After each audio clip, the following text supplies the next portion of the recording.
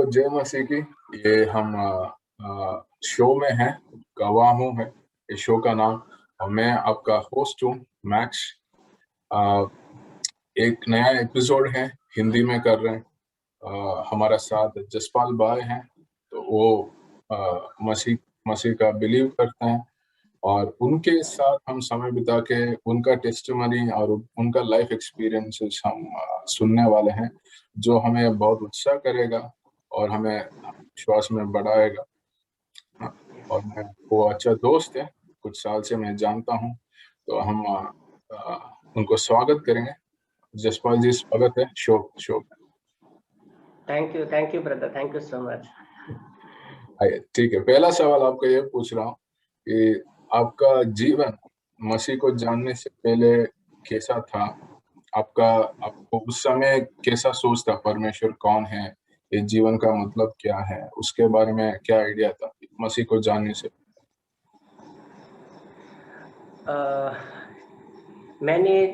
मेरी जो मसीह के आने में पहले की लाइफ थी, वो बहुत एक तरह से समझो के भयानक थी।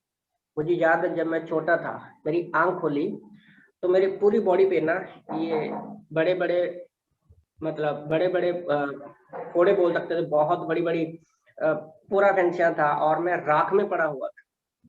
तो उसके बाद जब 6 क्लास में पहुंचा, तो उसके बाद क्या था कि फिर मेरा अपेंडिक्स का ऑपरेशन हुआ। तो उसमें भी काफी कुछ, उसमें भी मतलब मैं हॉस्पिटल में गुजारा। तो एक बचपन से ही एक अपनी लाइफ के प्रति कि क्या मेरी लाइफ है कि मैं इतना बीमार हूँ। जब 10th क्लास में गया तो मुझे हार्ट की प्रॉब्लम आ गई।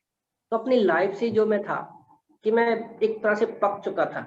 हार्ट की प्रॉब्लम आ गई, डॉक्टरों ने बोला कि भाई इसको ऑपरेशन तो नहीं कर सकते, बट हम दवा के साथ ठीक हो सकता है। तो 16 साल तक की एज तक, उसके बाद एक और प्रॉब्लम ज्वाइन हो गई, क्योंकि छोटी उम्र में इतनी दवा खाने के बावजूद तो मैं अपनी लाइफ से बिल्कुल तंग था, परेशान था। तो ये तो थी बीमारी की वजह से। दूसरा, घर में भी ऐसा लड़ाई झगड़ा क्लेश था कि एक परिवार का प्यार क्या होता है वो नहीं पता। कि ये समझ लो कि घर में भी सौतेले बच्चों से भी भयंकर हालात होते थे। मेरे माँ बाप अपने हैं, तो जब पर इतना पता कि परमेश्वर का वचन मेरे पास 6 क्लास में जब मैं पढ़ती थी, तो मेरे पास छोटी बाइबल आई, और उसको मैंने 15-20 बार पढ़ा। और मुझे बचपन से ही बुक्स पढ़ने का बहुत शौक था। हर तरह की बुक्स में पढ़ता था। कई बाहर से भी मेरे एक साथी थे, तो वो भी बुक्स पढ़ते थे। तो ऐसे मतलब मैं बिलीव करता था। तो दूसरा ये भी था कि बीच में मैं नास्तिक भी बन गया। कोई प्रभु नाम की चीज ही नहीं है, मैं वो भी छोड़। तो एक समय ऐसा आया कि फिर शादी हुई, बच्चे हुए, इतनी बुरी हालत में चला गया कि समझ लो कि सुसाइड करने के लिए जा रहा था। ऐसा था मेरा। तो अच्छा, फिर ये था कि जैसे आपने बोले आपके पास एक छोटा बाइबल था जब आप शायद स्कूल पढ़ रहे होंगे। आपको बाइबल कैसे मिला? और मतलब उस समय आपका शायद धर्म आपका सिखिज्म था, उसमें उसका जीवन कैसा था? जो हमारा मंदिर रहता ना बड़ा, तो हम लोग डेली वहां जाते थे। बेसिकली मैं हर जगह पे जाता था, मतलब मंदिर गुरुद्वारा। पर चर्च को मैं नफरत करता था, बाइबल को नफरत करता था। बाइबल पढ़ी मैंने जस्ट 6 क्लास में, एक बच्चे के रूप में मैंने पढ़ी। स्कूल में पास्टर लोग आए थे, उन्होंने स्कूल में बांटी थी, तो वहां से मुझे वो बाइबल मिली थी। और बाकी चर्च को छोड़ के मैं सभी जगह पर जाता था। इससे मुझे बचपन से ही नफरत थी। ओके। और ठीक है, तो आपको पहले बार कौन मसीह के बारे में, आपने बाइबल तो पढ़े हैं, यीशु के बारे में जानते होंगे, मगर फिर भी उसके बावजूद आपका चर्च के ऊपर विरोध था, नफरत था, और कौन आपको पहले बार यीशु के बारे में और सुसमाचार बांटा आपको, और कैसा लगा उस समय? मैं कंपनी में काम करता था। एक्चुअल में रियल में अगर मेरी लाइफ में सबसे पहला अगर वो आया है तो वो है मेरी वाइफ।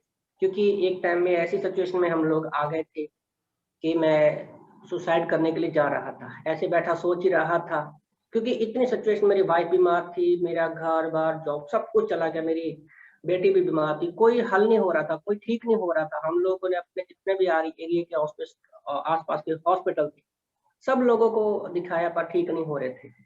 तो मुझे इतना पता था कि मेरी वाइफ जो है, उसका परिवार जो है चर्च में जाता है, पर फिर भी मेरे हाथ से बाइबल के 4 टुकड़े होते थे, मैं नफरत करता था। पर मैंने अपने वो जाते थे कभी-कभी, मैंने उनको कोई मना नहीं किया, क्योंकि पर लास्ट टाइम जब प्रभु ने मेरी लाइफ में एंट्री किया, तो ये समझ लो कि मैं सुसाइड कहाँ करूँ, वो सोच रहा था। जस्ट 10 मिनट पहले मेरी वाइफ मेरे पीछे आई और उसने एक ही शब्द कहा, कल संडे है, क्यों ना हम लोग चर्च में चले, क्योंकि उसको भी सारे सिचुएशन पता। तो मैंने कहा, फिर एकदम से जैसे मेरी यादों की लड़ी टूट सी गई, और फिर हम लोग मैंने कहा ठीक है। अब मेरे मन में पता सबसे बड़ा क्वेश्चन ये था, ऐसा कोई भी नहीं है जिसको मैंने अच्छी रीति से ना देखा, क्योंकि चर्च को छोड़ जिस भक्ति बोल सकते हैं हम लोग, जिस श्रद्धा से, जिस आशा से, विश्वास से मैंने सबको माना, जांचा परखा, पर अंत के टाइम में मेरे साथ कोई भी नहीं था, दिल में पीस नहीं था। मैंने कहा सुसाइड तो कभी भी कर सकते हैं, जाने से पहले एक बार इसको भी देख लेते हैं, कल को ये तो नहीं रहेगा कि मैंने मौका नहीं दिया। बस हम लोग फिर नेक्स्ट डे संडे गए, चर्च में गए, और यहाँ पर मेरी वाइफ और उनकी फैमिली जाती थी, तो वहां पर गए। पास्टर ने 4 घंटे बिताए मेरे ऊपर, और मैंने उसको एक ही बात बोली कि पास्टर मुझे नहीं पता आपने क्या बोला क्या नहीं, है ना। और तो मैंने कहा ठीक है, मैं विश्वास करता हूँ, बस क्योंकि मूर्ति कोई वगैरह तो नहीं थी यीशु मसीह की। तो मैंने एक ही निर्णय लिया कि पास्टर मैं हर संडे आऊंगा, और संडे के दिन मैं फास्टिंग रखा करूंगा और तेरा वचन सुनूंगा। तो ये था एक तरह से, मतलब वाइफ के कहने पे, उसके एक शब्द कहने से क्यों ना चर्च में चले, तो मेन मैं वहां से विश्वास लिया। अच्छा, बहुत मतलब आपने पास्टर से मिले वो पहला सर्विस में, और उसी समय आपका विश्वास आया उस समय। और आपका वाइफ ने आपके साथ कभी सुसमाचार बांटने का कोशिश नहीं किया, घर पे बाहर कभी बातचीत में, बाइबल के बाद कुछ बोले उन्होंने? हमारा, क्योंकि एक्चुअल में जो मेरी वाइफ और उनकी फैमिली थी, वो भी पूरी रीति से प्रभु को नहीं जानते, जैसे हम दूसरे जगह पर जाते हैं वो वैसे ही, पर वो बचपन से बाइबल पढ़ते थे। एक तो ऐसा कि वो बिल्कुल एक सिंपल लड़की है, सिंपल है, गांव में मतलब घर में ही रहना, वो इतना बाहर अंदर नहीं जाती थी। तो ये था मेन कि वो उसने कभी, क्योंकि हमारे घर का माहौल इतना डरावना था कि मैं खुद नहीं बोल पाता था, तो वो क्या बोलेगी। तो कई बार उसका भाई जाता चर्च में, तो कभी कभार मुझे लेकर जाता, पर बस जस्ट एक रिश्तेदारी की वजह से मैं जाता, पर वो ऐसी अच्छा। वो बात नहीं थी कि मैं जाऊँ। ओके। तो हम्म, तो आपने जब पास्टर जी से उधर वचन सुने होंगे, और आप शायद आपको भी कुछ सवाल हुआ होगा, अगर 4 घंटे बिताए काफी बातचीत हुआ होगा, और वो सवाल का शायद वो बाइबल से जवाब दे रहे होंगे, तो कौन सा चीज आपको छुआ बाइबल से, नहीं तो सुसमाचार से, कि आप विश्वास, मतलब किस चीज को देख के समझ के आपको आया? जैसे मतलब उसका एक दिन पहले तक आप मसीह को विश्वास नहीं कर रहे थे, उस दिन वो 4 घंटे का बातचीत और प्रचार में कौन सा चीज आपका मन को छुआ और सच्चा दिखाया आपको? आपको ऐसा लगा हाँ यही सच्चाई है, यही यीशु मसीह सच्चा परमेश्वर है? वो कैसे हुआ? सच पूछो तो मुझे कुछ भी समझ में नहीं आया, बट एक चीज थी कि मुझे रुकना चाहिए। हम्म। पास्टर ने, मेरे सवाल थे बाइबल से, बहुत सारे सवाल थे, वो दे रहे थे, पर मुझे एक भी याद नहीं है, क्योंकि मैं अपनी लाइफ से इतना ही टूटा हुआ था। क्योंकि मैं जो था जल्दी, बोलते ना कि इतना मजबूत था अपने आप में कि जल्दी टूटने वाला नहीं था, पर उस समय मैं बिल्कुल टूट चुका था। तो मैंने कहा कि पास्टर अगर मेरे ऊपर, मैंने इसलिए रुका, इसलिए मैंने किया कि वो इतना मेरे ऊपर दबाव, मतलब इतना मेरे साथ टाइम बता रहा, कुछ तो होगा इसमें। और उसने हम्म। जो भी बोला मुझे समझ में नहीं था, बस मेरे मन में एक था कि मुझे एक बार मतलब आना चाहिए चर्च में। तो हम्म। बस वो एक विश्वास लेकर ही मैं चर्च में आने लगा। तो फिर जब भी हम लोग, सबसे ज्यादा उस चर्च में क्या था, सबसे ज्यादा 65-70 किलोमीटर आते थे चर्च में। तो ये बाइबल भी मैंने नहीं लिया था। मैं सिर्फ इस वेस पे आता था कि ना तो उसकी कोई मूर्ति है, क्योंकि मेरे मन में वही घूम रहा था ना कि माथा टेकना है, पैसा देना है। ये मैंने कहा इसका तो कोई वो फोटो वगैरह भी नहीं है, क्या करूं। बस मैं पीछे आता और पीछे बैठ जाता, बाद में आता, मतलब लास्ट में आता और पीछे बैठ जाते। पास्टर भी बस जस्ट हेलो है करते और फिर हम पीछे से ही निकल जाते। तो 6 महीने तक हमारा ऐसे चलाता रहा। तो 6 महीने तक मैंने बाइबल भी नहीं लिया, जो वो बोलता, पर हाँ जो वो बोलता तो वचन मेरी लाइफ में, मतलब मेरे जीवन में परिवर्तन होने लगा। तो मेन जो मेरा बाइबल की तरफ में मेन अट्रैक्ट हुआ क्या था कि मैं वचन को सुनता था और सुनने का मुझे अच्छा लगता था। तो फिर 6 महीने में क्या हुआ, मेरे एक दोस्त की शादी थी। मैंने ये कमिटमेंट, ये पक्का कमिटमेंट किया हुआ था कि संडे के दिन फास्टिंग रखना है और चर्च जाना है, कुछ भी हो जाए वो मिस नहीं करना। तो मुझे सिर्फ इतना पता था कि ये संडे वाला परमेश्वर है और संडे के दिन मैं पूरी रीति से उनको देता। तो जो मेरा लाइफ परिवर्तन हुआ 6 महीने के बाद, मेरे दोस्त की शादी थी पंजाब से हिमाचल, पंजाब में थे हम लोग। तो हिमाचल में मेरे दोस्त की शादी थी। तो उसने बोला कि जसपाल अगर तू आएगा तो शादी करूंगा, अदरवाइज नहीं करूंगा। क्योंकि हिमाचल में मेरा दोस्त था, वो पूरा मतलब पूरा गांव मेरा रिस्पेक्ट करता, प्रेम करता था मुझसे। तो सैटरडे शाम को मैं चंडीगढ़ की बस बैठा और संडे को दूसरे दिन मुझे पहुंचना था। तो अब रात के 12 बजे मैंने फास्टिंग को रख लिया। मैंने रात को सुबह 9 बजे, संडे को सुबह 9 बजे मैंने बोला परमेश्वर मैंने फास्टिंग को रख लिया, पर मेरी मजबूरी है कि मैं तेरी चर्च में नहीं आ पाया। काश मैं पंजाब में होता और तेरा वचन सुनता हूँ। बस मैंने ये प्रार्थना कर ही रहा था अपने मन में, मतलब अपने मन में क्या था, परमेश्वर को मैं बोलता रहता था। तो सडनली क्या हुआ, जब मैंने ये इच्छा जाहिर की कि परमेश्वर मैं तेरा वचन सुनता, तो सडनली क्या है, बस रुकी। बस रुकते ही एक पर्सन चढ़ा, बाइबल ली उसने और मेरे सामने बाइबल खोली। मुझे नहीं पता उस बाइबल में से, भजन संहिता में से, साम्स में से मैंने क्या पढ़ा कि मेरा एकदम से माइंड चकरा गया। जिस दिन मैं पहले दिन गया था, 4 घंटे पास्टर ने मेरे साथ बिताए थे,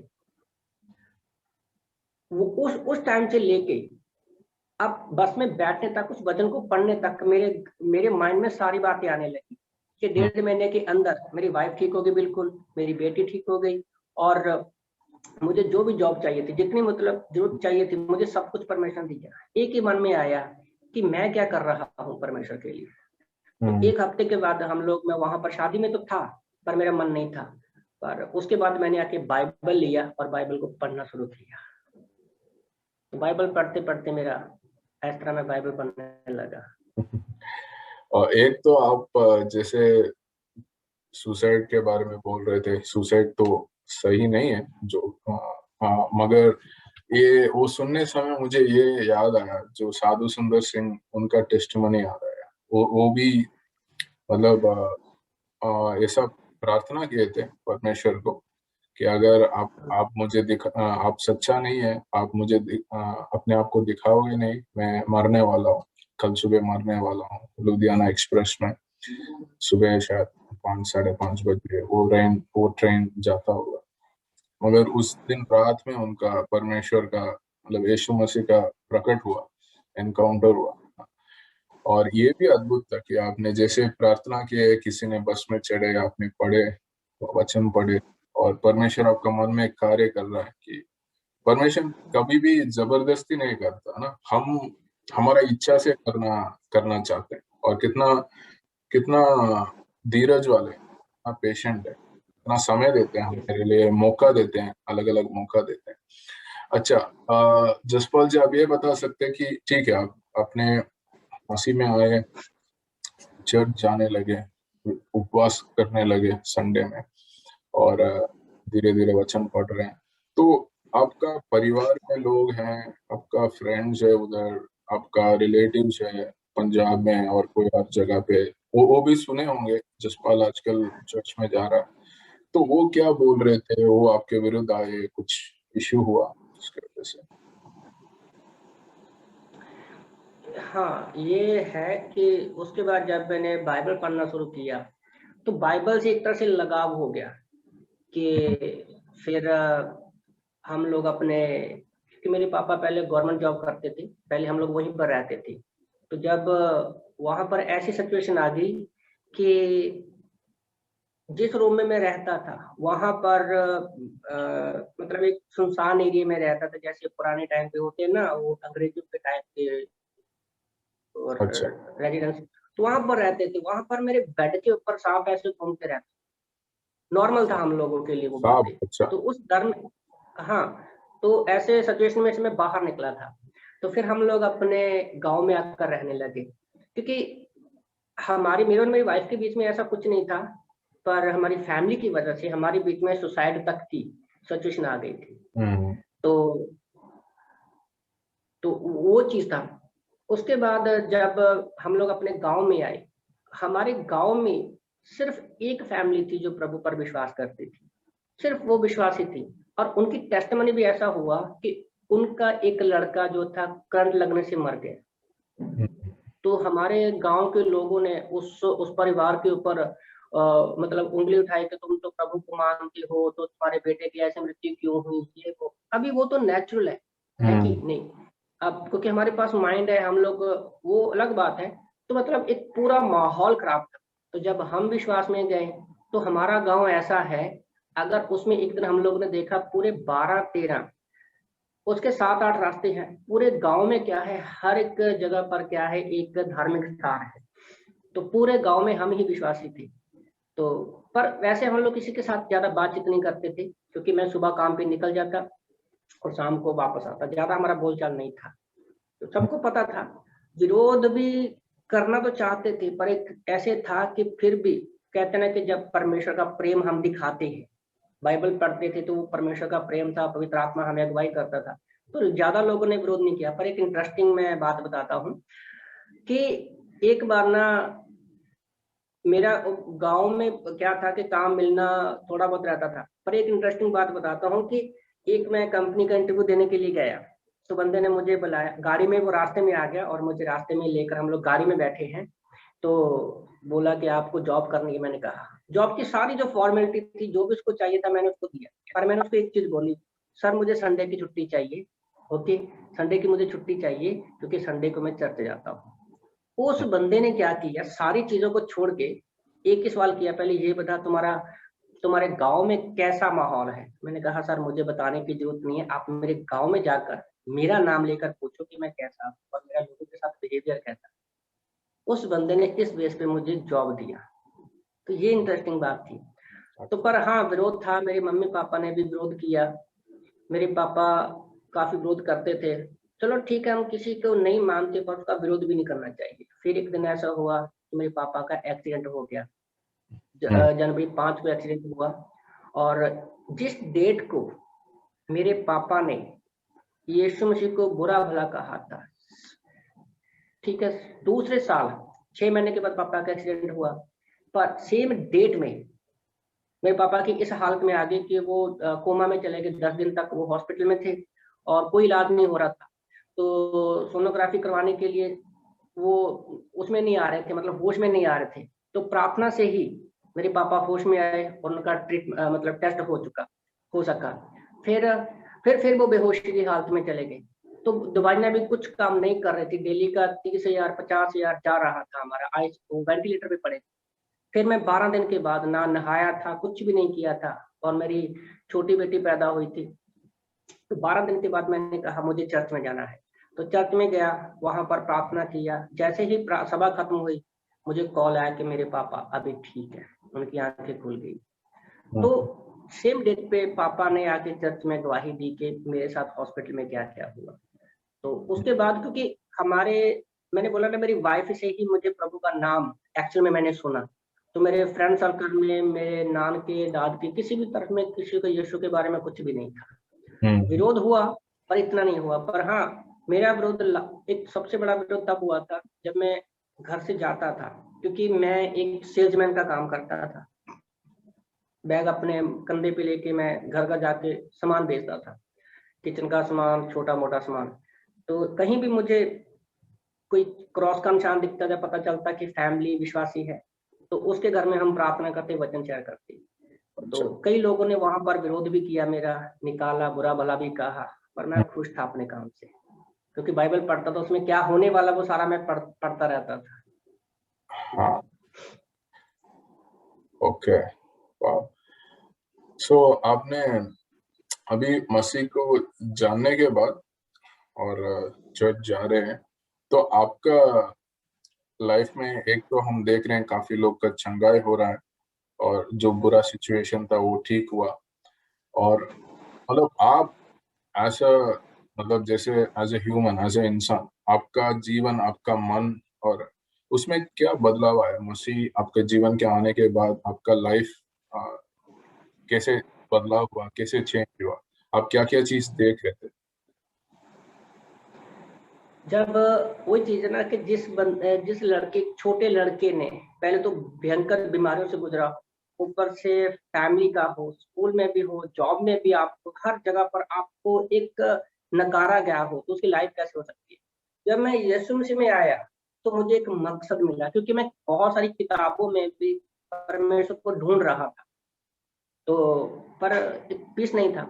जब मैंने मसीह को ग्रहण किया, मेरे दिल में एक शांति आई बाइबल पढ़ते समय। और मैंने फिर क्या किया, फिर मैंने, मेरे दिल में जो पीस आई, मैंने एक ही वहां पर शब्द कहा, परमेश्वर जो पीस आपने मुझे दिया है वही पीस, क्योंकि मेरे जैसे और भी बहुत से लोग हैं, है ना, मैंने कहा उसी पीस को देने के लिए आप मुझे इस्तेमाल करो।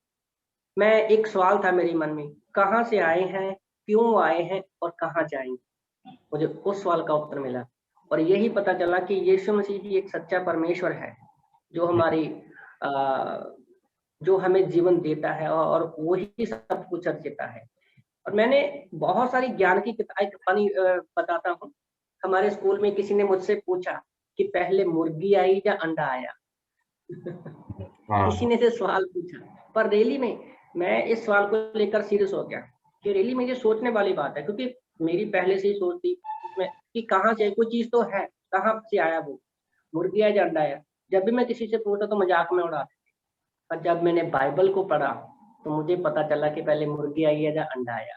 तो जिस दिन से मैंने बाइबल पढ़ना शुरू किया, आज 5-6 साल हो गए, मैंने कभी दूसरी किताब को हाथ भी नहीं लगाया, मन ही नहीं करता।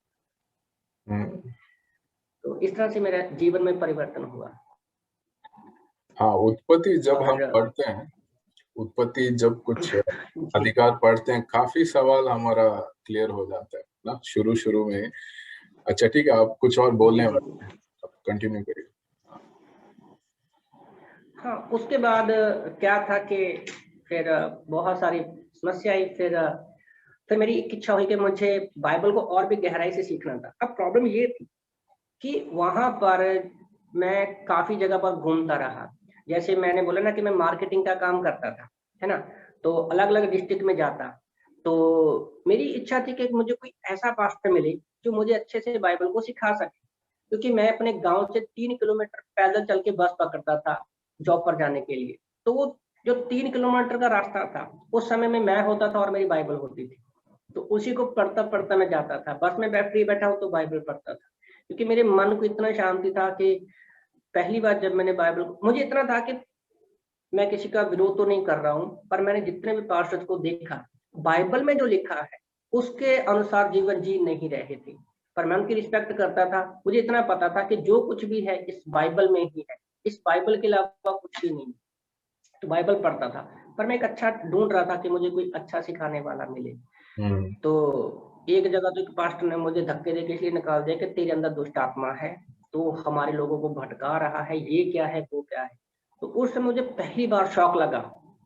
तो हम्म, उस पास्टर से मुझे दोबारा मिलने का कभी मौका नहीं मिला, पर क्योंकि मेरा काम क्या था, मैं सिंपली था, एक सिंपल लड़का था कि घर में कोई बाइबल कोई विश्वासी मिल गया, खाली प्रार्थना कर, उसको लगा कि मैं कोई बाहर से आया हूँ, जैसे रहता है ना डर के मेरी भीड़ों को ना चरा ले।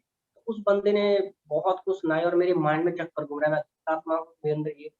सबसे पहली बार जब मैं बस में बैठा, मैंने कहा परमेश्वर तू है, मेरा कोई पास्टर टीचर भी नहीं है जो मुझे, जिससे मैं बात करूँ सिखा सकूं। तो परमेश्वर ने, जितनी मैंने बाइबल पढ़ी थी, एक एक वचन मेरी माइंड में आने लगा कि वो जो है तू क्या है, परमेश्वर ने मुझे बताया। हम्म, पर मुझे अच्छा बाइबल कॉलेज जो सीखना चाहता था, पीस नहीं था। तो फिर एक दिन हमारे जिस चर्च में हमारा मतलब पहली बार गए थे वहां पर एक पास्टरों की टीम आई महाराष्ट्र से और उन्होंने बोला कि हम लोग बाइबल कॉलेज करवाते हैं। तो उनके वचन को सुना, सुनते ही उन्होंने मैथ्यू 13 से प्रीच किया था, जो बीज बोने का दृष्टांत है ना कि बीज कहाँ गिरा। तो मुझे लगा 20 मिनट के प्रीचिंग में मेरे ना दिल को लगा कि कुछ तो है। टीचिंग देखी मैंने, तो उन्होंने जब बाइबल कॉलेज के बारे में बताया तो फिर मैंने फैसला लिया कि मुझे बाइबल कॉलेज का। वहां से मेरा बाइबल कॉलेज के प्रति जो सफर शुरू हुआ। ठीक है, आप जसपाल जी आपने बाइबल कॉलेज पढ़े हैं और तो बाइबल कॉलेज कितना मुख्य है मसीह लोग के लिए को और क्या करता है बाइबल कॉलेज के द्वारा आपका मसीह का जीवन में क्या कितना बड़ा हो सकता है, मतलब कितना इस्तेमाल कर हो सकता है? जी, ये सवाल मुझे लगा था जब उन्होंने सभी पास्टर्स ने बोला कि बाइबल कॉलेज करना है, मुझे लगा कि यहाँ हमारे चर्च में आके पढ़ाएंगे, संडे टू संडे मैं पढ़ लिया करूंगा, क्योंकि मेरी फैमिली और मेरी 2 बेटियां ठीक है मुझ पर ही डिपेंड थी। इसलिए मुझे लगा संडे टू संडे हम लोग आ सकते हैं, बाइबल कॉलेज कर सकते हैं। पर जब उन्होंने बताया कि आपको महाराष्ट्र आना पड़ेगा, तो उन्होंने मुझे बुलाया तो बताया, उन्होंने फिर ना मुझे बोला कि आप आओ। तो फिर हम लोग चंडीगढ़ में वो किसी घर में ठहरे थे, वहां पर हम लोग गए, मैं वहां पर नाइट रहा। उन्होंने मुझे जो चीज सिखाई ना कि बाइबल कॉलेज क्या है, तो आज अभी जून महीना है, हाँ आज से जून महीना अब मई के 2016 में मैं पास्टर से मिला था और उन्होंने एक चीज सिखाई जो बाइबल कॉलेज के लिए मुझे ज्यादा अट्रैक्ट किया। ये था कि आप अपनी फैमिली के साथ बाइबल कॉलेज करो तो अच्छा रहेगा, क्योंकि संसार में क्या है, ये चीज उस पास्टर ने मुझे ये चीज सिखाई। संसार में क्या है, इस तरह से उन्होंने सिखाया कि ये परमेश्वर है, ये पति है, ये पत्नी है। पर बाइबल में उल्टा है, बाइबल में ऐसा नहीं है। बाइबल में क्या है, ऐसी ये परमेश्वर है, ये पति है, ये पत्नी है। अगर आपका रिश्ता, पति का रिश्ता परमेश्वर के साथ, पत्नी का रिश्ता परमेश्वर के साथ है, तो ये पति पत्नी का आपस का जो रिश्ता है वो वो भी ऑटोमेटिकली सही बना रहेगा। तो ये पहली टीचिंग थी उनकी जब उन्होंने घर में मुझे बुलाया। तो मैंने कहा अब तो करना ही है, कुछ भी हो जाए, क्योंकि बोला कि मतलब अच्छा सिखाया गया। फिर हम लोगों को बोला कि आप महाराष्ट्र में आओ, हम लोग आपको बाइबल कॉलेज करवाएंगे। तो फिर मैंने अपनी वाइफ के साथ डिस्कशन किया, तो ये तो चाहती थी पहले से, क्योंकि प्रार्थना कर रही थी। तो फिर हम लोगों ने 1 महीने के बाद बाइबल कॉलेज ज्वाइन करने के लिए पहले जुलाई के पहले वीक में, मतलब पूरे 5 साल कंप्लीट हो जाएंगे हमें महाराष्ट्र में आए हुए। और खुशी की बात ये थी कि हमारे पास परमेश्वर, अगर हम प्रभु के लिए कदम उठाते हैं तो परमेश्वर हमारे लिए उपाय भी करता है। मैंने बोला कि मैं रोज का जो कमाता था वही हमारी कमाई थी।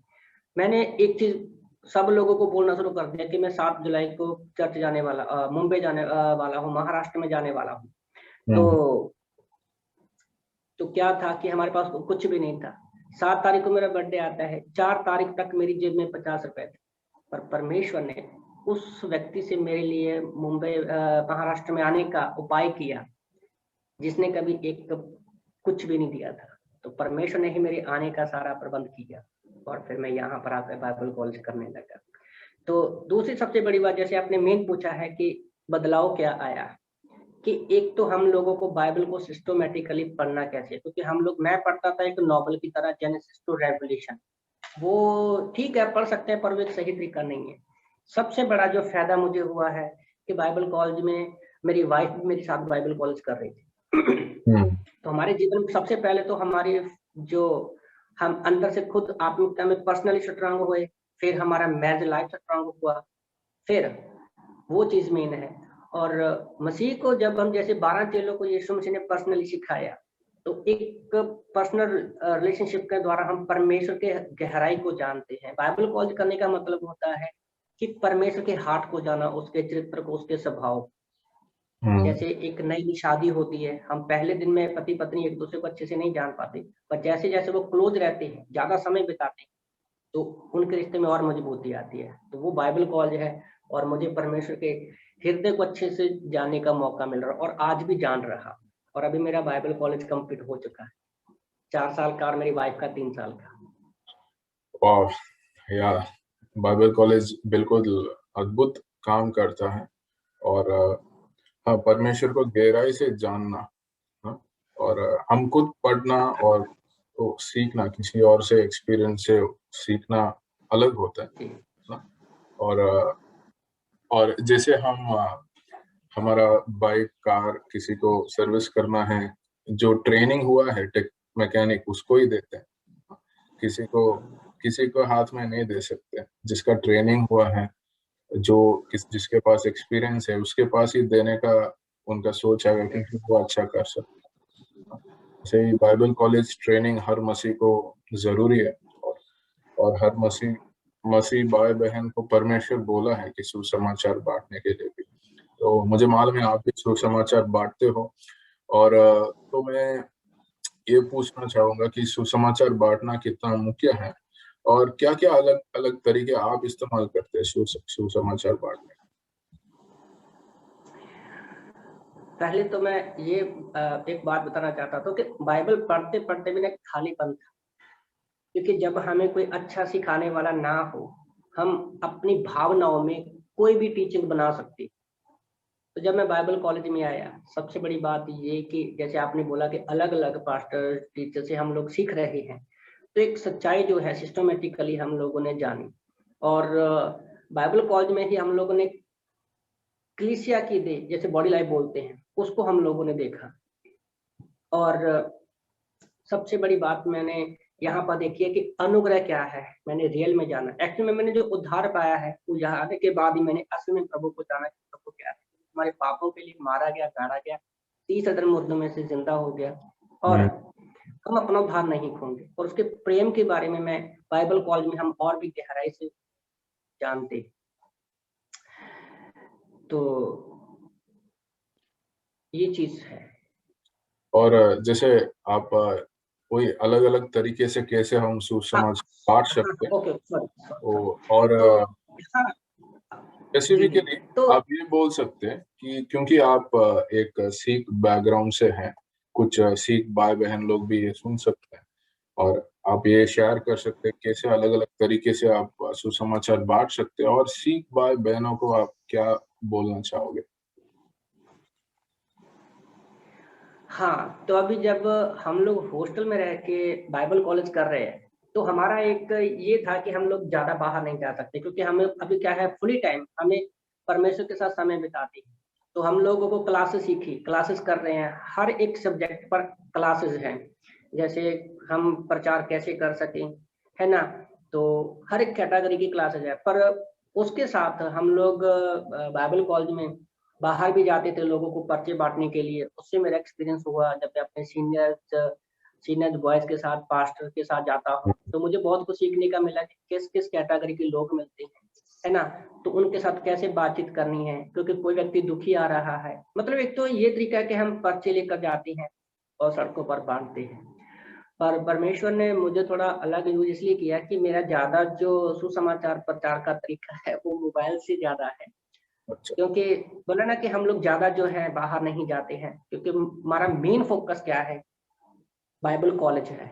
अगर हम आए हैं यहाँ पर तो हमारा मेन फोकस वो है। तो एक बार ऐसे ही एक व्हाट्सएप पंजाब से एक व्हाट्सएप मसीही ग्रुप में मुझे ज्वाइन करवा दिया। वहीं से कोई व्यक्ति परेशान था, तो हम लोगों ने उनको सुसमाचार सुनाया, परमेश्वर ने उनके जीवन में कार्य किया। वो ऐसा कार्य बढ़ता गया बढ़ता गया बढ़ता गया कि आज 4 साल में, आज मैं कुछ मसीही व्हाट्सएप ग्रुप्स में हूँ, तो उसमें से लोगों के लिए हम लोग प्रार्थना करते, समय बिताते हैं और उनको प्रार्थना करते, सुसमाचार सुनाते हैं। उसमें कुछ नए लोग भी रहते हैं, कुछ मसीह पर, जैसे बाइबल पर जब वो पढ़ते हैं, पर परमेश्वर का प्रेम क्या है, उद्धार क्या है। खाली क्योंकि बाइबल पढ़ने से या खाली चर्च में जाने से हमारा उद्धार नहीं है, क्योंकि पहला कुरिन्थियों 15:3-4 के अनुसार यीशु हमारे पापों के लिए मारे गए, गाड़े गए और 30 मुर्दों में से जिंदा हो गए, ये जरूरी है। और रोमन की किताब अध्याय 10 वचन 10 के अनुसार अगर हम अपने मन में पापों का अंगीकार करते हैं और यीशु को अपने होठों से बोलकर, ये इंपॉर्टेंट है कि अपने होठों से बोलकर उद्धारकर्ता के रूप में ग्रहण, हम्म। है ना, हम उद्धार पाते हैं। तो कई लोगों को ये चीज नहीं पता, जो कि मैंने बाइबल कॉलेज से सीखी। तो ऐसे बहुत सारे मसीही हैं जिनको मैं जानता हूँ कि 40 साल तक वो चर्च में जाते रहे और अब आज तक उन्होंने इस तरह का सुसमाचार सुने।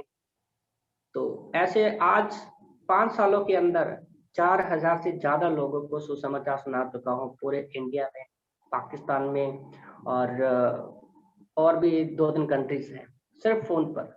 और वैसे तो जब हम लोग जाते हैं बाहर अंदर जाते हैं वो तो सुनाते ही हैं।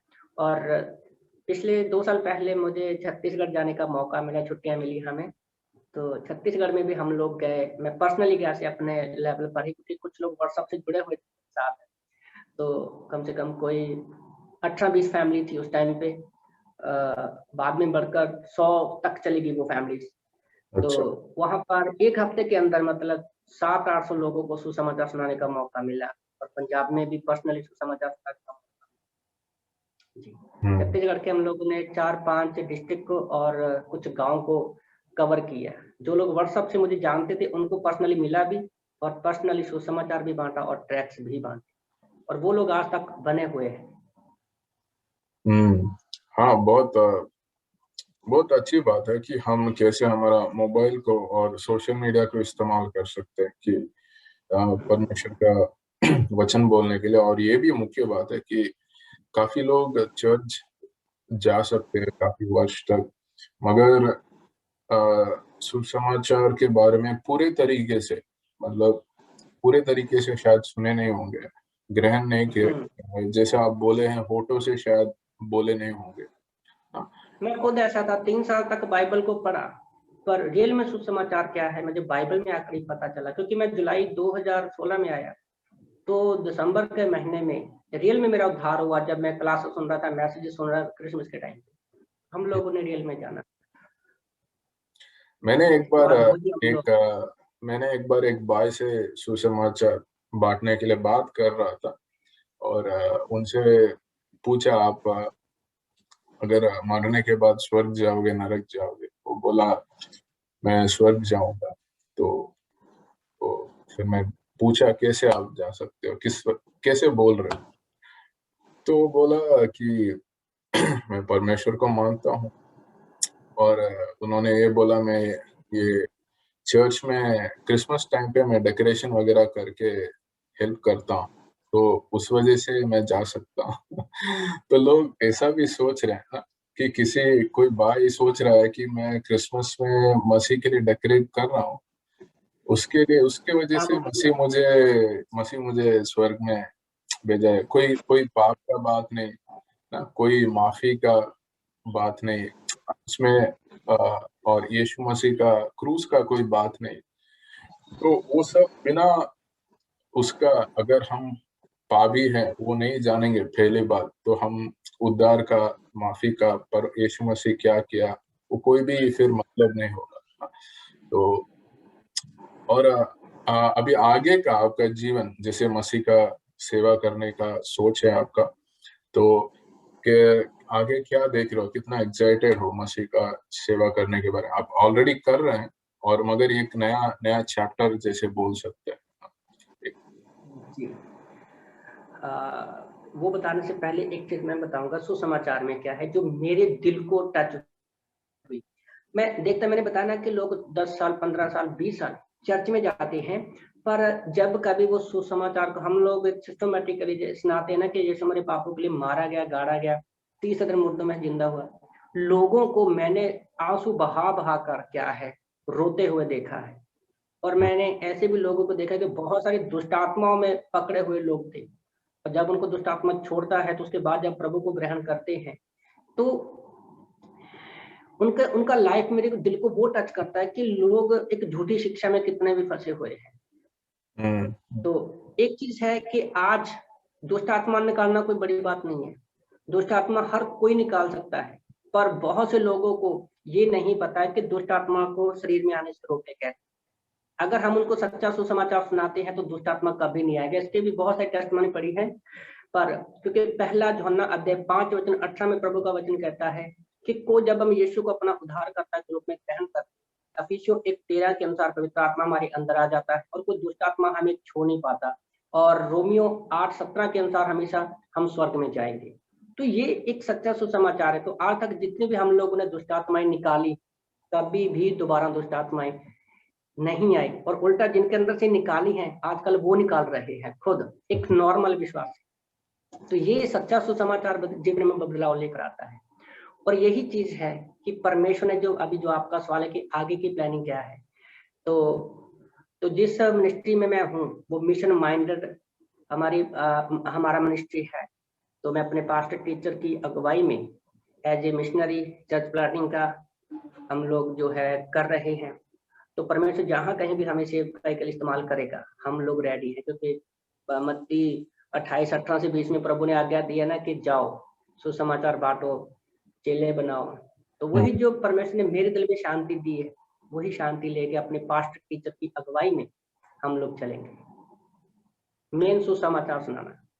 वाह, या ठीक है। ये अंत का सवाल है कि तो परमेश्वर का जो अनुग्रह है और सामर्थ्य, ये भी कभी कभी हम बहुत गहराई परिस्थिति में गिरे होंगे, कोई समस्या, बड़ा समस्या हुआ होगा और उधर से परमेश्वर आपको छुटकारा दिया।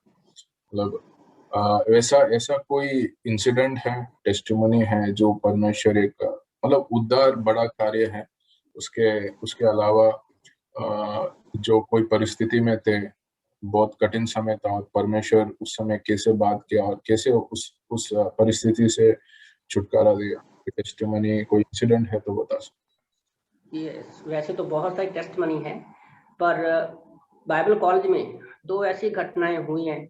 एक चीज मैं बताना चाहता हूँ कि अगर परीक्षा आपकी लाइफ में है तो समझ लो कि आप मसीह में अच्छे से चल रहे हो। ये कुछ टाइम पहले अगर विश्वासी जीवन में समस्या नहीं है ना, तो आपका विश्वासी जीवन नहीं है, क्योंकि शैतान उनसे नफरत करता है जो परमेश्वर के बीच में चलती।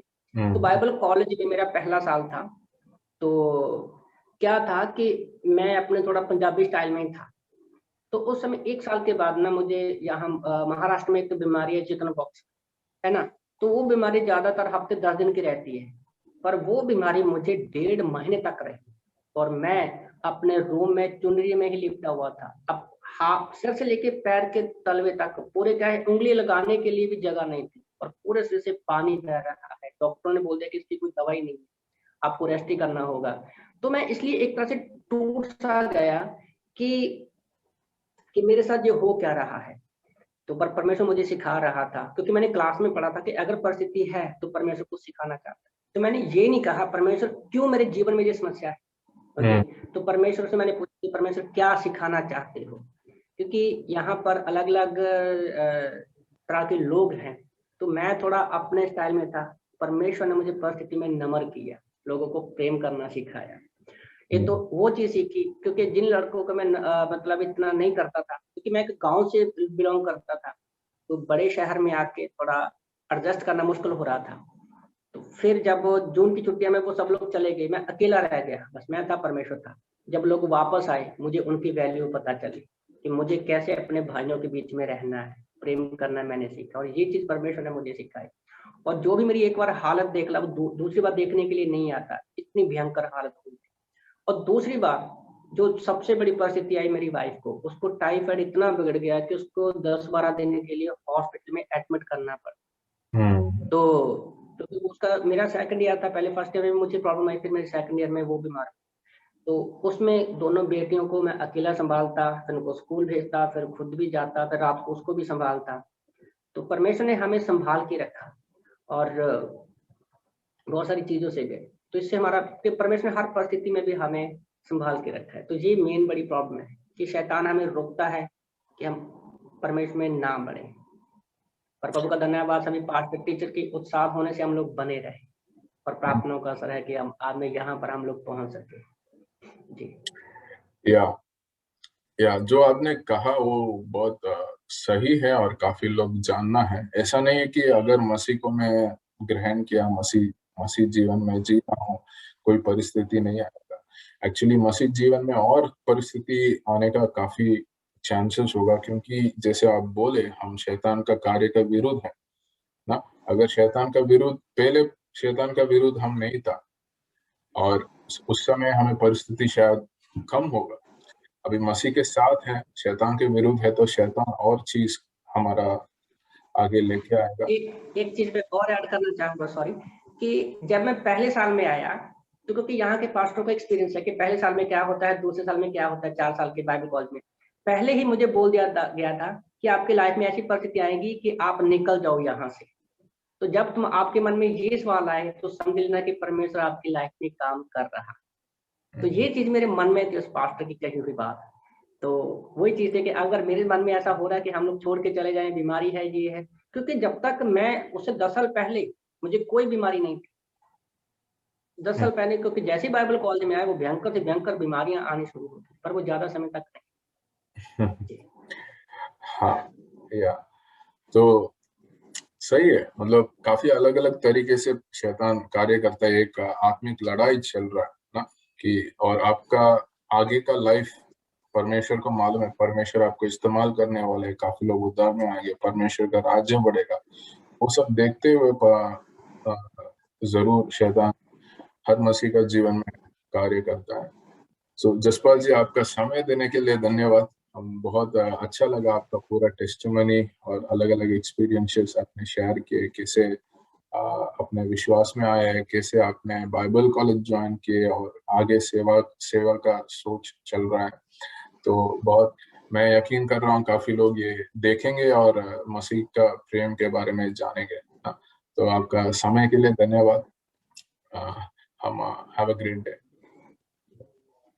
Thank you brother, thank you so much, God bless you. जो लोग देख रहे हैं, हम ये जो गवाही है आपको सही से उत्साह देगा, विश्वास बढ़ेगा। कुछ लोग शायद नया नया होंगे जो देख रहे हैं यीशु मसीह को, शायद आप पहले बार सुन रहे होंगे, किसी का मसीह जीवन कैसे है वो पहले बार सुन रहे होंगे। तो आप बोल सकते हैं, अगर यीशु मसीह को जानना है, आप बाइबल पढ़ सकते हैं, कोई आसपास कलीसिया में जाके बात कर सकते हैं पासवान से, और आप ये प्रार्थना कर सकते हैं, यीशु मसीह की मैं जो पाप किया है वो आप क्षमा कीजिए, और मैं आपको विश्वास कर रहा हूँ और आपका विश्वास मैं पढ़ना चाहता हूँ। तो यीशु मसीह जरूर, जो भी यीशु मसीह के पास आएंगे वो उनको वापस नहीं भेजेंगे, यीशु मसीह उनको ग्रहण करेंगे और उनको अनंत काल जीवन यीशु मसीह दे सकते हैं, उनका पाप को वही माफ कर सकते हैं। तो आपका समय के लिए धन्यवाद, जो भी देख रहे हैं। एक और एपिसोड में एक और नया बाय के साथ हम मिलेंगे। धन्यवाद। जय मसीह की जय मसीह। जय मसीह।